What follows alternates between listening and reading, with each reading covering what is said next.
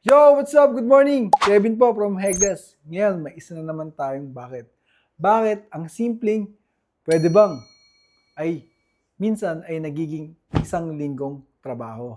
Ngayon, ilang beses mo na bang narinig ang linyang, Sir, pwede bang ilipat natin ng konti? O kaya, Sir, pwede bang dagdagan lang natin ito?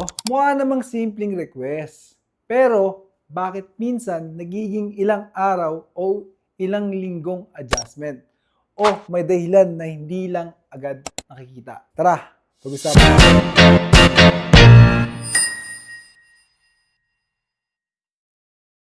Ngayon, kung homeowner ka, natural lang na isipin mo, konti lang naman yung pinababago ko. Isang outlet, isang bintana, konting lipat na pinto, konting extension, pero sa mata mo, maliit lang ang request. Kaya napapaisip ka, ba't parang big deal o parang ang laki ng epekto nito? At valid naman ang tanong na iyon.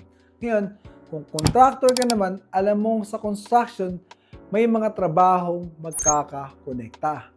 Kapag inilipat ang isang pinto, maaaring maapektuhan ng electrical, ang tiles, ang pintura, at ang kisame, ang sukat ng mga cabinet. At minsan, ang schedule ng ibang team, isang maliit na pagbabago, pwedeng magdulot ng sunod-sunod na adjustment.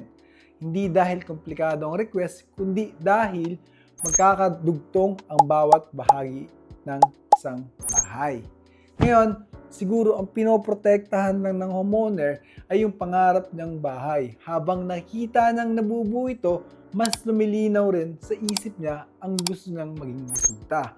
Ang contractor naman, pinoprotektahan niya ang maayos na daloy ng proyekto. Dahil alam niyang kapag may isang binago, may iba pang kailangan sumunod. Ngayon, siguro bilang homeowner, hindi niya nakita ang domino effect ng isang maliit na pagbabago. Sa kanya, isang pinto lang naman ang ililipat, pero sa likod nito, may iba't ibang team na kailangan mag-adjust. Ngayon, ang contractor naman siguro hindi niya rin nakikita na para sa homeowner, ito na ang huling pagkakataon para baguhin ang bahay bago ito matapos. Kaya gusto niyang siguraduhin na wala siyang pagsisisihan sa dulo. Ngayon, siguro inaasahan ng homeowner kung may maliit lang na pagbabago, maliit lang ang magiging epekto nito. Ang contractor naman umaasang maiintindihan ng client na bawat pagbabago ay may katumbas na oras, koordinasyon at minsan dagdag na trabaho. Siguro ito yung pinaka-common goal natin, hindi ang salitang pwede bang. Ang problema, ang tunay na tanong, ano ang magiging epekto nito sa buong proyekto? Kapag parehong naiintindihan ng homeowner at ng contractor ang epekto ng bawat pagbabago, mas magiging madali ang pagdidesisyon. Kung itutuloy ba o mas manatili na lang sa original na plano. Ngayon, minsan, hindi ang laki ng request ang sukatan ng magiging epekto nito.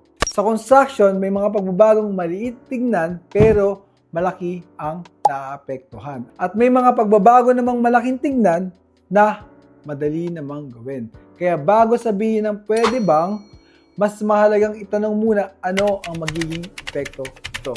Ngayon, gusto kong marinig ang opinion ninyo. Kung homeowner ka, may na-request ka na bang simpleng pagbabago na kalaunan ay nalaman mong mas komplikado pala? At kung contractor ka naman, ano ang pinaka-relate na pwede bang nauwi sa malaking adjustment? Tara, pag-usapan natin sa comment section. Ngayon, ako po si Kevin Hegdes. Hindi po ako nandito para maghanap ng kakampi. Andito po ako para pag-usapan ang posibleng common ground. Ciao!